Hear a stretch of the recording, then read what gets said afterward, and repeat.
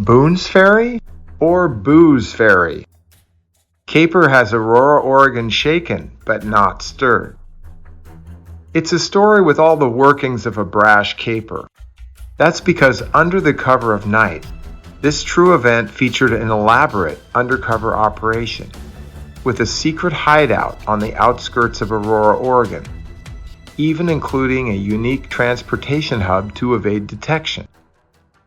The stakes are also high because law enforcement is hot on the heels of criminals and actively working to track them down. Except this is one story you've never heard before. It's the evening of October 3rd, 1936, and authorities are readying a criminal takedown. But this isn't a misdemeanor sting on a few two-bit punks. The men on these outskirts of Aurora, Oregon are smugglers, with their center of operation a short strip of land between current-day Charbonneau and nearby Boones Ferry landing. It's the length of maybe a few football fields. From there, they move their contraband across the Willamette River, north to Wilsonville, and on to Greater Portland. The information given to law enforcement involves a liquor distillery on the periphery of Aurora, that liquor traveling across the Willamette River to Wilsonville. With this tip, officers begin their surveillance from the Wilsonville side of the river. Their surveillance pays off big time, as the lawmen notice a heavily loaded truck cross the ferry to Aurora's backyard, known as French Prairie, on the north end of Oregon's Willamette Valley. Located south of the Willamette River, the area was settled in the 1800s by French-Canadian frontiersmen and trappers. It became a strategic crossroad for smuggling contraband. That's because roads and rivers have long been plentiful around Aurora. The old Pacific Highway, now called Highway 99E, passes through town, connecting Portland to Salem. Boones Ferry Road has also long connected both of those major cities. As for waterways, both the Pudding and Willamette Rivers meander past Aurora. Each route gives moonshiners options to evade government detection. For lawmen trying to intercept illegal hooch, it becomes a real cat-and-mouse game.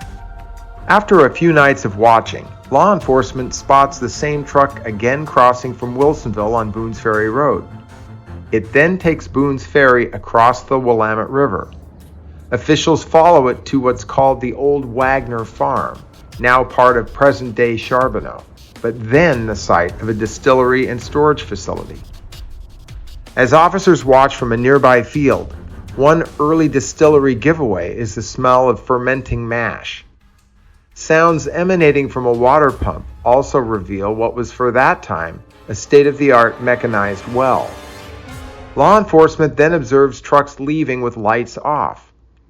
It's then a short drive from the distillery to Boones Ferry Landing, then across the Willamette River, back to Boones Ferry Road on the Wilsonville side, and north to Portland.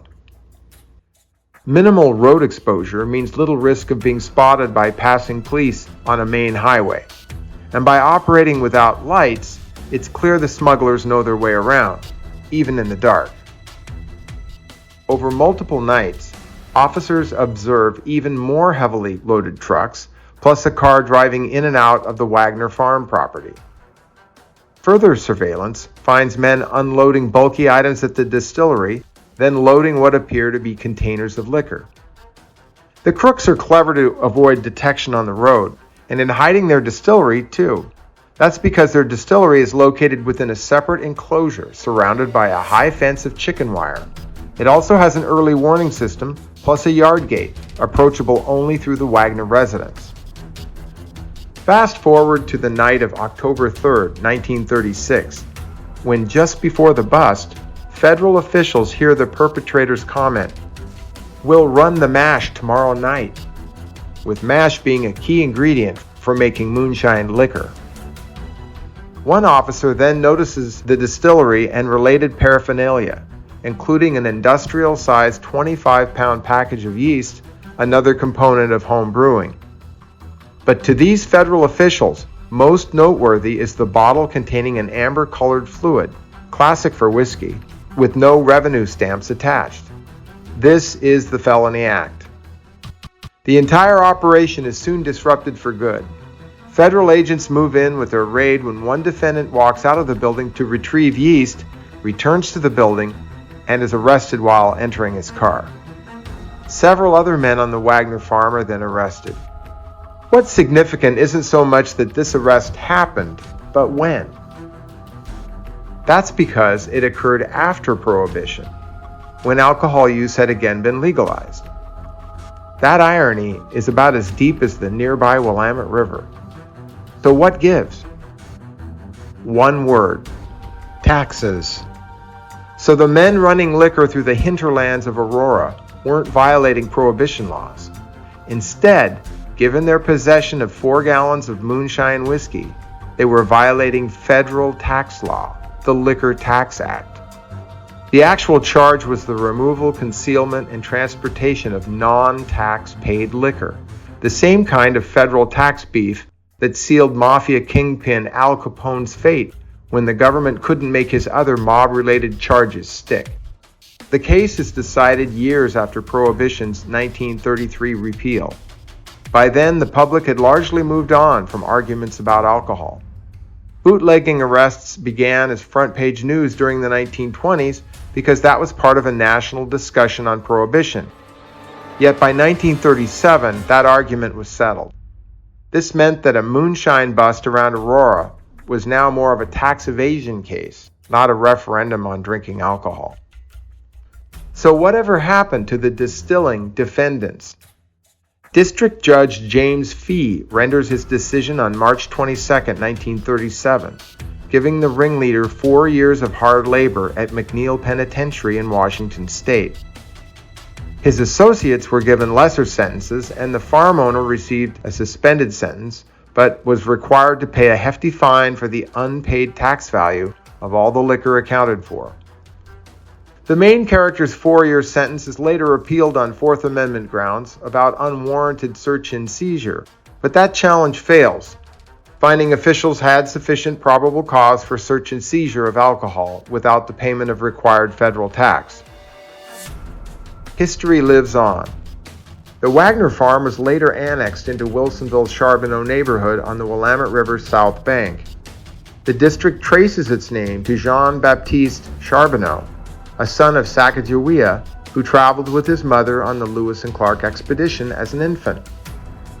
Today you can even observe an existing remnant at the center of this entire distillery drama near the former Wagner farm site. Passing through Charbonneau's northern section on the appropriately named French Prairie Road, you'll see a tall wooden structure. That's the old Wagner farm well location, sitting on the same land where a hidden distillery operated behind a chicken wire fence, as trucks ran without lights on their way to Boones Ferry landing, and where federal officers smelled fermenting mash as they monitored the scene from a neighboring pasture. Those same grounds are now part of a posh golf community.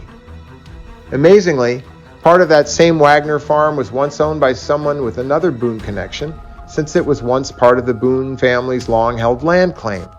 So Chloe Boone, great-granddaughter of Daniel Boone, married Oregon's last territorial governor, George Curry. Part of that Curry House land later became the Wagner farm where the takedown occurred. So the next time you're driving on the outskirts of Aurora near Charbonneau, consider taking a pleasant detour and observe what remains of this interesting local history.